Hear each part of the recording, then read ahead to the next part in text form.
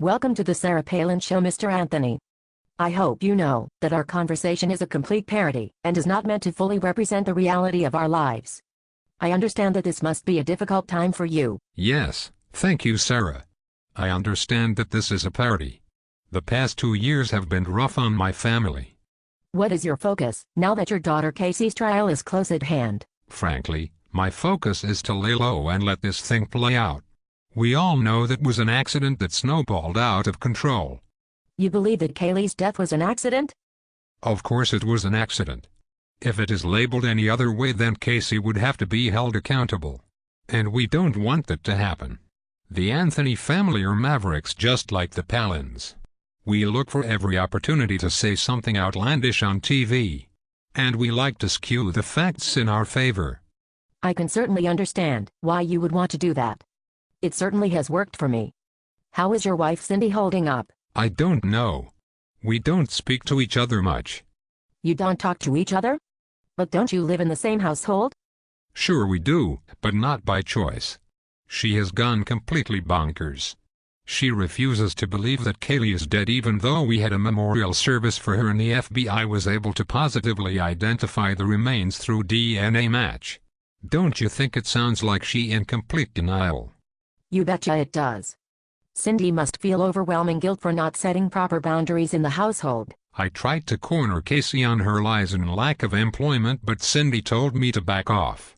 Now our granddaughter is dead. When the reality of the situation hit me, I wanted to take myself out of the picture. I should have been there to protect Kaylee. And I wasn't. I let myself be browbeaten by a bossy wife, and now look what my life looks like. What do you mean by bossy wife, George? Sorry, Sarah. No offense taken, I hope. Only dead fish go with the flow, Mr. Anthony. There is a place in hell reserved for women who don't support other women. You had better watch yourself. Let's move on. You have had a real run-in with the gotcha media. In the beginning they were somewhat useful in helping to get the word out about Kaylee being missing. Now it seems they try to catch you in your weakest moments. Don't you agree? Absolutely. I got pissed off when Casey accused me of molesting her as a child. This is untrue.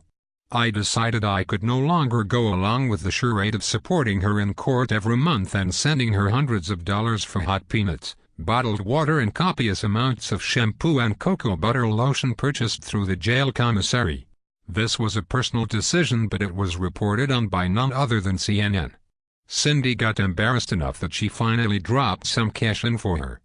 So what does the future hold for you, George? How do you think things will play out? Well, I lie low until the trial next May. I may try to find a little companionship and cash in the meantime. A man has his needs. You know what I mean, Sarah. I like that color on you, by the way. Red is a nice, bold, strong color. Do you have plans for lunch, Sarah? I know a nice private place nearby. They serve great crab puffs. They have crab in Alaska, don't they? You betcha there is crab in Alaska. Sorry, George, but I am meeting with my daughter Bristol after the interview to try to talk some sense into her. She says she wants to marry that double-crossing, plagiarized stripping, good-for-nothing baby-making kid next door. Family sure knows how to get under skin sometimes, don't they? Tell me about it. Do you think you will get your life back after the trial, George? In a way, Sarah. There is said to much overwhelming evidence. It may prove beyond a doubt that my daughter Casey killed little 2-year-old Kaylee. Now Casey is throwing me under the bus, claiming that Lee and I molested her. If the jury believes this make-believe sympathy story, Casey will be in jail for the rest of her life and will avoid death by lethal injection. But at what price? My life will be screwed. Who will hire an accused child molester? After the trial, my life will sink into a sad reality. Noone will care much about me and my life will flatline.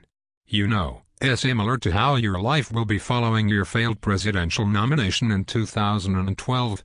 I don't know what you mean, George. As our south-of-the-border friends say, no comprend. It seems we are running out of time. Thanks for appearing on the Sarah Palin Show.